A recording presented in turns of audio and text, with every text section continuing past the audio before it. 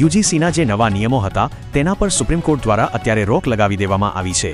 યુજીસીના નવા નિયમો પર સુપ્રીમ કોર્ટ દ્વારા રોક લગાવવામાં આવી છે। આ મોટા સમાચાર કહી શકાય છે। યુજીસીનો મુદ્દો જે અત્યારે સમગ્ર દેશની અંદર ખૂબ ચર્ચાનો વિષય બન્યો છે અને જે લોકો છે તે તેનો વિરોધ કરી રહ્યા છે। यूजीसी पर स्टे लगा दिया गया है, क्या कुछ हुआ आज कोर्ट में?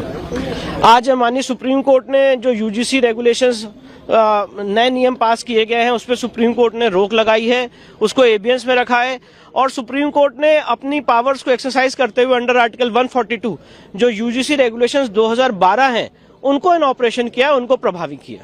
अगला कदम क्या रहेगा, क्योंकि इस पे सुप्रीम कोर्ट की तरफ अब सुप्रीम कोर्ट ने इस मामले में केंद्र सरकार को और सारे पक्षकारों को नोटिस जारी किया है और इस मामले की अगली सुनवाई 19 मार्च को निर्धारित की गई है। 19 मार्च को क्या कुछ होने की संभावनाएं हैं? अब ये तो कोई व्यक्ति प्रेडिक्ट नहीं कर सकता है। केंद्र सरकार से जवाब मांगा है, केंद्र सरकार अपना जवाब देगी, फिर मामला आगे बढ़ेगा। पहला जो 3C सेक्शन है उस 3C सेक्शन के अंदर जो कास्ट डिस्क्रिमिनेशन की बात की गई थी, उस कास्ट डिस्क्रिमिनेशन के अंदर जनरल कैटेगरी को एक्सक्लूड कर दिया गया था और सिर्फ 3 कैटेगरी SC ST और ओबीसी को रखा गया। इसका मतलब कहीं ना कहीं ये मैसेज देने की बात की जा रही थी लगातार कि जनरल कैटेगरी के लोग जो हैं वो इन 3 जो कम्युनिटीज हैं, कास्ट हैं, इनका सिर्फ एक्सप्लॉइट करते हैं, जो कि हमारे साइड से ये था कि ये गलत है, constitutionally it can not be possible और आप ऐसा कह नहीं सकते। और कहीं ना कहीं ये मैसेज, गलत मैसेज जो है वो इस 3C की तरफ से जा रहा था, जिसको हमने लेकर आज बहस की थी और जो हमारे CJI हैं उन्होंने इस बात को माना कि बिल्कुल 3C जो सेक्शन है वो कहीं ना कहीं बहुत बड़े इंप्लीकेशंस यहाँ दिखा रहा है और चिंता जाहिर की और इसीलिए इसको स्टे भी किया गया।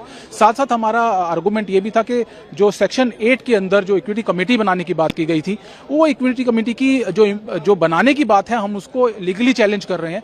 हमारा ये कहना है कि उसको बनाने का राइट यूजीसी के पास नहीं है।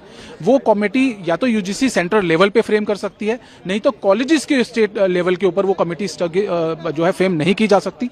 साथ साथ उसके अंदर जनरल कम्युनिटी का रिप्रेजेंटेशन को लेकर कोई भी बात नहीं कही गई थी, जो कि गलत है। जब सब कम्युनिटीज को आप रिप्रेजेंटेशन दे रहे हैं तो कहीं ना कहीं वहां पे समानता के अधिकार के साथ आपको जनरल कम्युनिटी का भी रिप्रेजेंटेशन वहां होना चाहिए था। इसके साथ आर्गूमेंट एक और था कि जो शिकायत करने की जो प्रक्रिया है उसमें अगर कोई शिकायत झूठी करता है तो उसके ऊपर क्या एक्शन होगा, या फिर कोई शिकायत बार बार करता है तो उसके ऊपर क्या एक्शन होगा।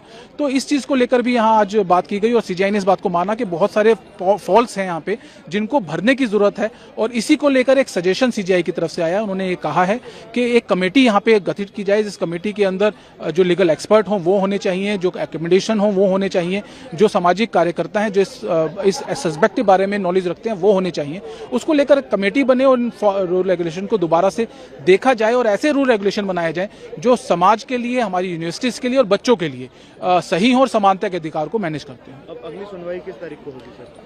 19 मार्च के लिए सुनवाई रखी गई है। इससे पहले एक पिटीशन जो कि 2019 से चल रही है, जिस डायरेक्शन के बाद ये रूल्स बने थे, उस पिटीशन के साथ लगा दिया गया है इनको। और अब तीन आज रिट पिटीशन थी वो जो इनकी सुनवाई थी और अब तीनों रिट पिटीशन जो है वो 19 मार्च को सुनवाई जाएगी। क्वाड के पास ये है कि भाई अगर SC ST का कोई भी शिकायत आता है उसको कंप्लेन करनी है पुलिस को, तो पता चला जो पढ़ने गया पहले दिन वो जेल पहुंच जाता है। तो ये बहुत ही खतरनाक ड्रैकोनियन लॉ था। ये क्रिमिनल ट्राइब एक्ट 1872 जैसा था, जहाँ कुछ जातियों को मान लिया गया था अपराधी था।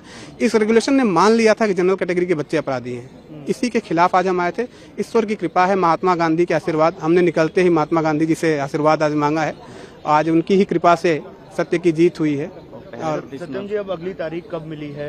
अगली तारीख 19 मार्च की है। 19 मार्च की जी, ठीक है। केंद्र सरकार से जवाब मांगा गया? केंद्र सरकार से जवाब मांगा है। केंद्र सरकार को इशारा कर दिया गया है कि आप इसमें सलाह लीजिए, इसमें और विद्वानों से करिए, और ये नहीं चलेगा रेगुलेशन, और ये रेगुलेशन जाएगा। हमारी कोशिश है ये रेगुलेशन पूरा जाए। हम इसमें अमेंडमेंट से नहीं, ये पूरा रेगुलेशन जाए और ऐसा कानून बने जिसमें किसी भी प्रकार का किसी भी बच्चे को फाल्सली इम्प्लीकेट करने का कोई भी चांस स्कोप ना हो। अदरवाइज पॉलिटिकल पार्टी जो उनके प्रवक्ता बैठे हैं बच्चों को फंसाने के लिए, और पर्टिकुलरली देखिए हम कास्टलेस सोसाइटी चाहते हैं। अगर आप अभी किसी यूनिवर्सिटी कैंपस किसी हॉस्टल में चले जाएं, ठंडियों का सीजन चल रहा है, एक ही रजाई में जनरल और OBC का बच्चा बैठा हुआ मिल जाएगा आपको।